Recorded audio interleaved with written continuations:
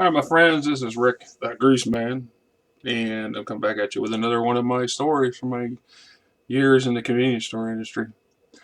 Like I said, I spent almost 2 years working for a 7-Eleven in a fairly dodgy neighborhood in the city of Des Moines, and that would be Iowa for those of you who are not familiar with your state capitals.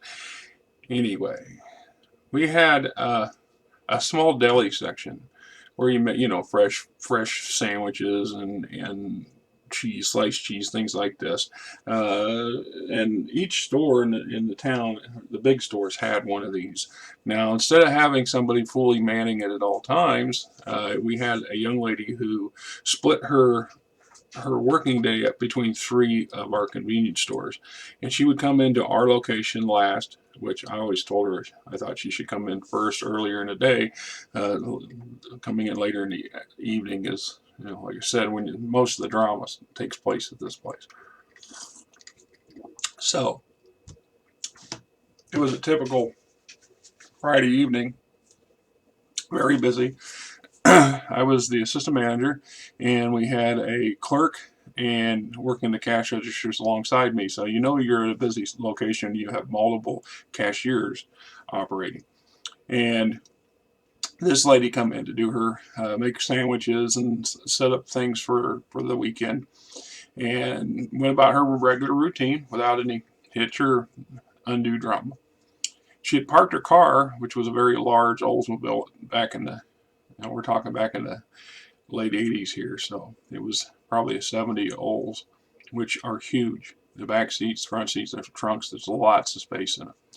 Then she parked it up front like I had a habit of parking my car right in front of the door so we could keep an eye on things.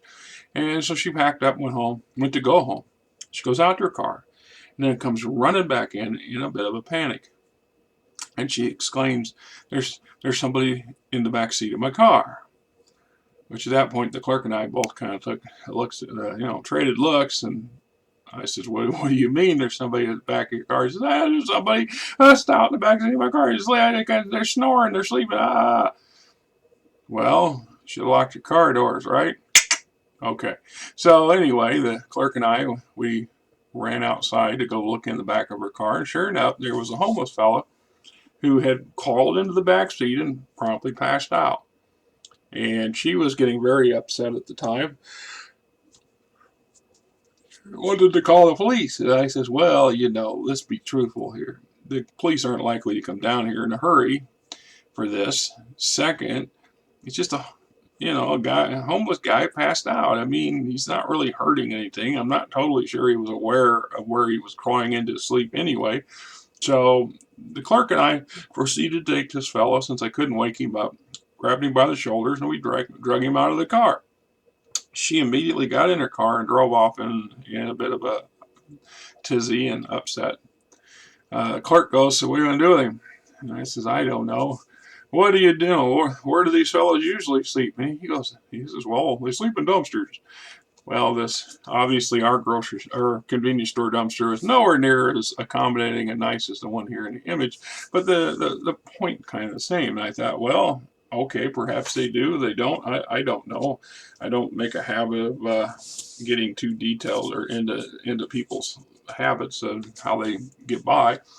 But I also didn't see the reason to want to take this fellow and call the cops on him, because they probably would have hauled him away and he'd have spent the night, if nothing else, in jail until he sobered up. So I says, all right, let's just do that. So the clerk and I just upended this fellow into the dumpster, put him in there, closed the door, and went on about our evening business. Now, like I said, I worked the night shift, so I was still there at 5:30 in the morning.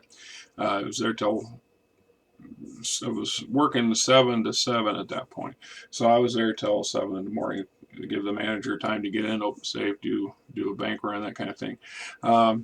Anyway, now hindsight, of course, this was the 80s and I was younger and a different person.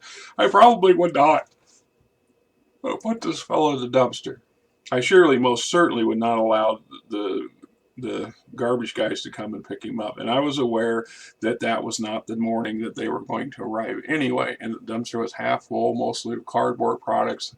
This was back before separating your recyclables from your garbage was popular, so you only had a dumpster, and didn't think nothing of it. But it was kind of amusing at the time. It still is a bit of amusing, are you kidding me story, but it's the truth. So about 5:30 in the morning, sun's come up. I'm out there sweeping up the 10 million cigarette butts and other debris that usually accumulates in our parking lot. And I heard the lids bang open, and this fellow stands up, and he's all woozy and bug-eyed and kind of swaying back and forth as he's looking around in total puzzlement, trying to figure out how he got where he was at. So anyway, he climbs out, staggers his way up the alley and disappeared. And never to be seen again, at least as far as I know. But, there you go. How do you do when somebody passes out? A complete stranger passes out in the backseat of your car. And he looks, smells, and is your typical homeless, or the typical atypical version of what people assume homeless look like. Tell you next time. This is Rick, and keep your eye on the road.